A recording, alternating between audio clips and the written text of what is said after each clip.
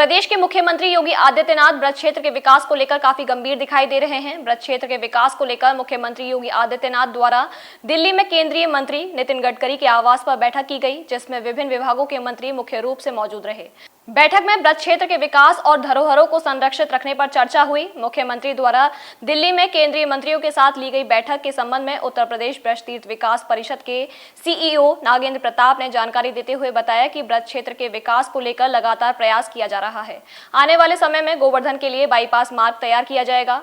यमुना में स्टीमर चलाने और श्रद्धालुओं की सुविधा को ध्यान में रखते हुए वृंदावन में मिनी इलेक्ट्रिक बस चलाने का प्लान तैयार किया जा रहा है।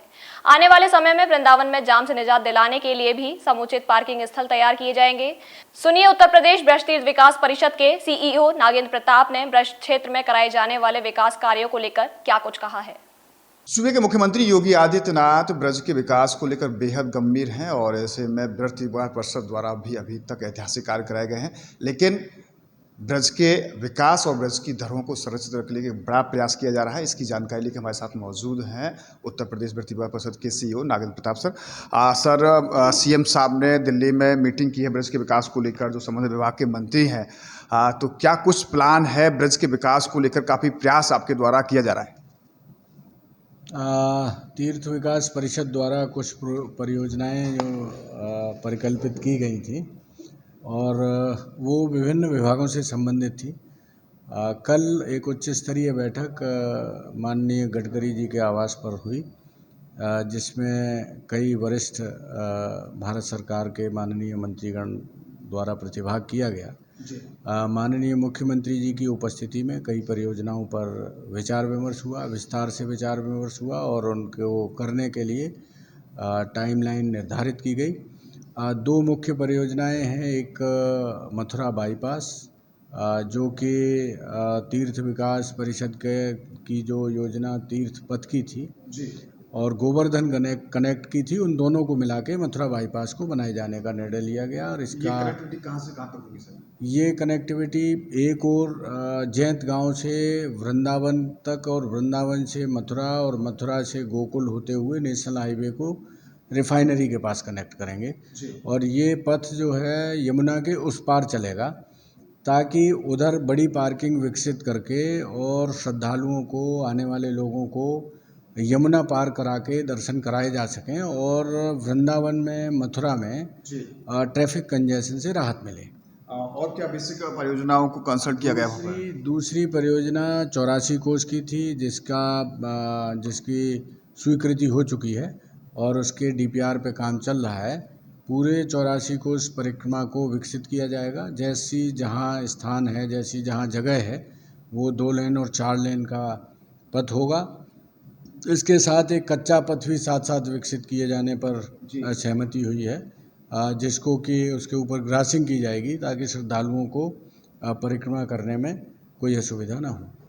पहले भी वृंदावन के लिए भी जो रेल का एक बड़ा प्रस्ताव आपने भेजा था, उस पर कब क्या इम्प्लीमेंटेशन हुआ है?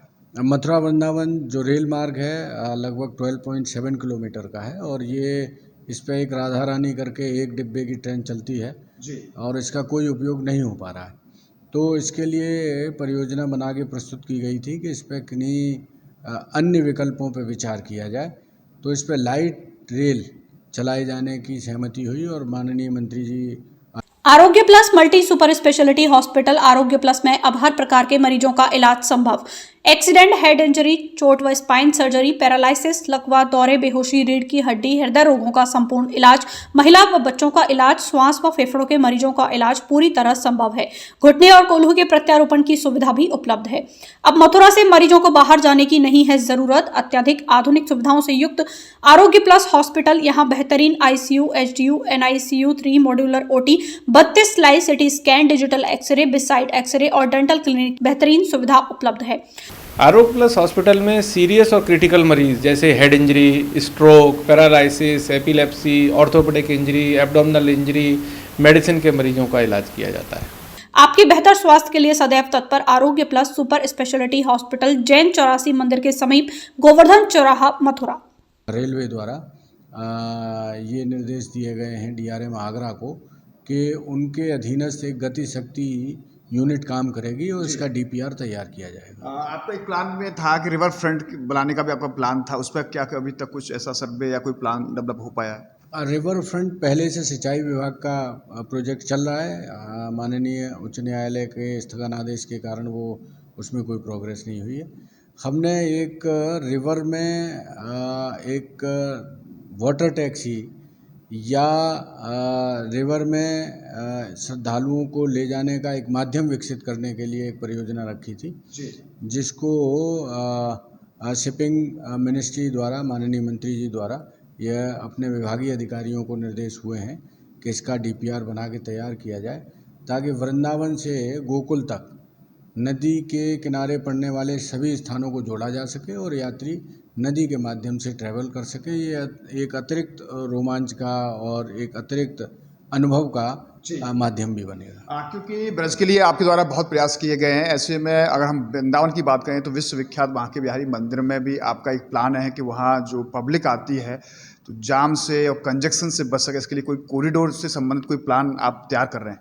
नहीं, अभी फ़िलहाल तो हम वृंदावन के ट्रैफिक व्यवस्था पर काम कर रहे हैं और एक और मल्टी स्टोरी कार पार्क सक्रिय है, दूसरी ओर दारुक पार्किंग बना दी गई है।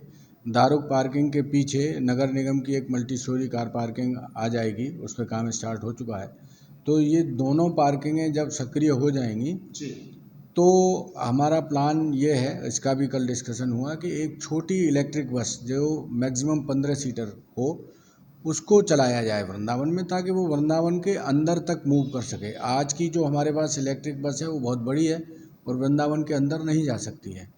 तब हम बाहर से आने वाले यात्रियों के वाहन पार्किंग में रोक के और वहाँ पे उन्हें इलेक्ट्रिक बस अवेलेबल कराएं, ताकि वो जहाँ जाना चाहें वहाँ जा सकें और एक सर्कुलर तरीके से वो बस मूव करती रहे। इसके अतिरिक्त कुछ लोग अपने विभिन्न स्थानों पे जाते हैं, गेस्ट हाउसेज में, आश्रम्स में, तो वो उसको पूरी बस भी हायर कर सकें और जहाँ उनको जाना है वहाँ छोड़ के बस वापस आ जाए। अभी देखा जाए तो वृंदावन में जाम के हालात बहुत गंभीर बन जाते हैं, पब्लिक को काफ़ी पैदल भी चलना पड़ता है जाम की वजह से, तो ऐसे में क्या कोई और प्लान है, और स्पेशली बिहारी जी मंदिर के आसपास? जब कोई इस तरह की परियोजना बनाएंगे तो आपको बताएं। धन्यवाद। इससे हमारे साथ रहे उत्तर प्रदेश व्यक्ति परिषद के CEO नागेंद्र प्रताप सर, जो कि ब्रज के प्लान को लेकर दिल्ली में एक हाई लेवल मीटिंग हुई है और उस मीटिंग में स्वयं मुख्यमंत्री योगी आदित्यनाथ मौजूद हैं और जो विभागीय मंत्री हैं उनके साथ डिस्कस हुआ है मथुरा वृंदावन के लिए। स्पेशली अगर देखा जाए तो यहाँ पर मार्ग अच्छे होने चाहिए, श्रद्धालुओं को आने जाने में सुगमता हो, उसको भी ध्यान में रखा जाएगा। तो तमाम प्लान ऐसे उत्तर प्रदेश व्यक्ति विकास पर अभी डेवलप किए जा रहे हैं, जो आने वाले समय में ज़रूर मथुरा वृंदावन वासियों को देखने को मिलेंगे और इससे यहाँ पर्यटन के क्षेत्र में भी एक बड़ा लाभ मिलेगा। इसका पर्सन गोपाल जग्गा के साथ गोविंद भारद्वाज। हमारे साथ जुड़े रहने के लिए न्यू न्यूज के YouTube चैनल को सब्सक्राइब कीजिए, साथ ही बेल आइकन को दबाइए न्यू न्यूज की खबरें सबसे पहले देखने के लिए।